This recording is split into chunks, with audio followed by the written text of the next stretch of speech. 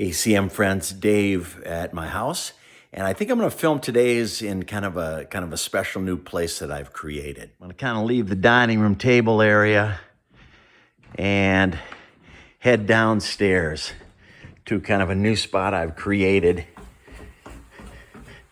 A spot that kind of the man cave, through all the empty basement and some old stuff, kind of created this spot back here. Spot where I could read, where I could do work, write sermons, do whatever's coming up. Got a whole bunch of fun things on the wall. Picture old Portage Lake Bible Camp. I don't know what my head's doing there. Got a Wheaties box, the Kirby Puckett Norwegian flag, some license plates. Oh, I opened up the old stereo with a bunch of albums.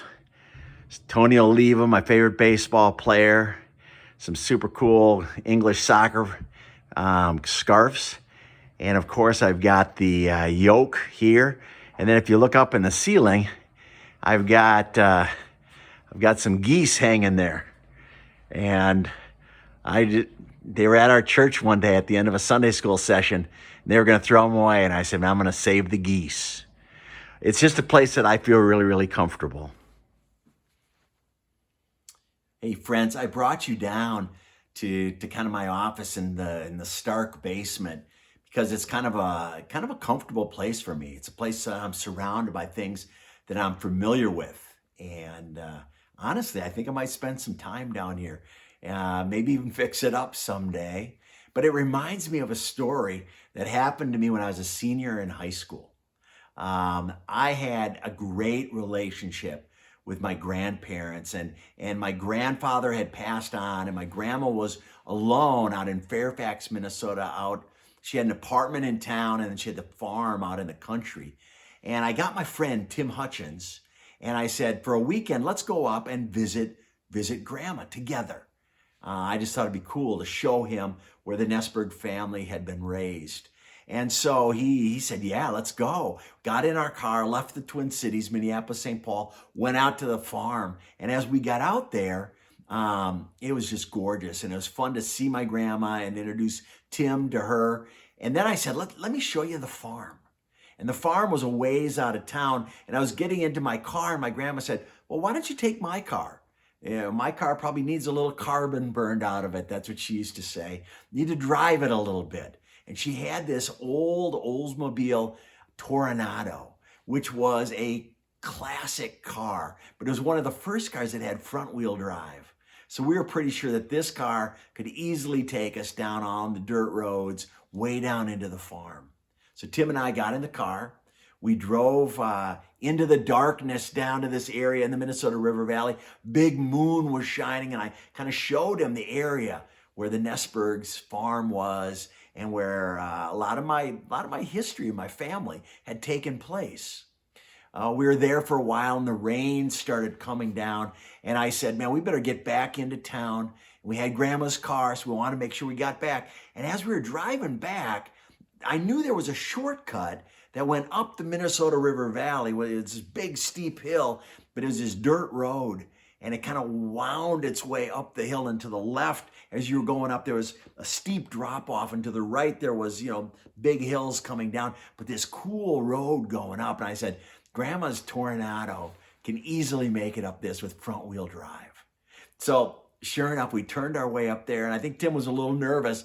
He was wondering if we'd make it. And sure enough, the first maybe third of the way up, that thing was just cooking along. And then all of a sudden, we started losing traction a little bit. We started losing traction a little more, and we almost came to a stop, and I had to back down a little bit, but I realized I couldn't back down. It was too slippery, and there was too dangerous, a drop off on the left. So I said, now I'm going to have to keep making it forward. So I turned the wheel to the right, and I turned the wheel to the left, I turned the wheel to the right, and we just kept working our way slowly to the top of the hill. And thank goodness, after probably a half hour of working our way, maybe for 1 mile's distance, we made our way to the top, and we got to the top. I remember we stopped the car, we opened the doors, we just thanked the Lord. And then we looked at the car, and it was caked with mud. There was not a an inch of the car that wasn't coated with mud. And we said, man, I cannot bring this back to Grandma looking like this. And sure enough, we got into town, we found a car wash, and we washed the heck out of the outside of that thing. We made sure it looked really good, and we thought it did look good. Brought it back to Grandma's house, and she said, man, you were gone a long time. What happened? And, nothing, just showing them the farm. She came down to look at the car. And from the bottom side of the car, pieces of drops of mud and water were still falling down. We didn't look down there. And she looked under the car. She looked in the wheel wells. She opened the engine bay, and all of it was caked with mud.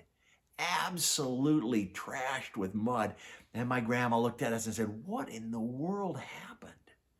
We had to kind of come clean that we had done some stuff that we probably shouldn't have done with the car, but we thought we'd cleaned the outside of it up, but the inside of it wasn't clean at all. I think about that story, and I think about our lives, and I think that if you're like me, man, I do a pretty good job of cleaning the outside. I do a pretty good job of saying the right things and acting the right way. I do a pretty good job of that. But sometimes when you look under the hood, when you look inside, there's things that need to be taken care of, that need to be paid attention to, that I just kind of buff off and I just keep moving on without thinking about. And it's even easier sometimes now when you're kind of quarantined away and nobody's looking, right? But I want to challenge you this Advent season to let the time when you're quarantined away, to let the time when you're not going to be able to be as social, be a time where you ask God to look under the hood of your life, to reveal to you the things that are displeasing to him, the things that you harbor that you may not even know that you harbor. You clean the outside, but what about on the inside? Take some time to pray. Take some time to read the word. Take some time just to go on a walk or to go on a hike or to ask somebody in your family who you trust if they see some things in you that maybe need cleaning.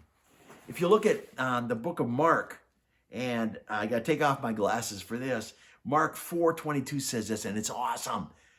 Everything is now hidden or secret, or everything that is now hidden or secret will eventually be brought into the light.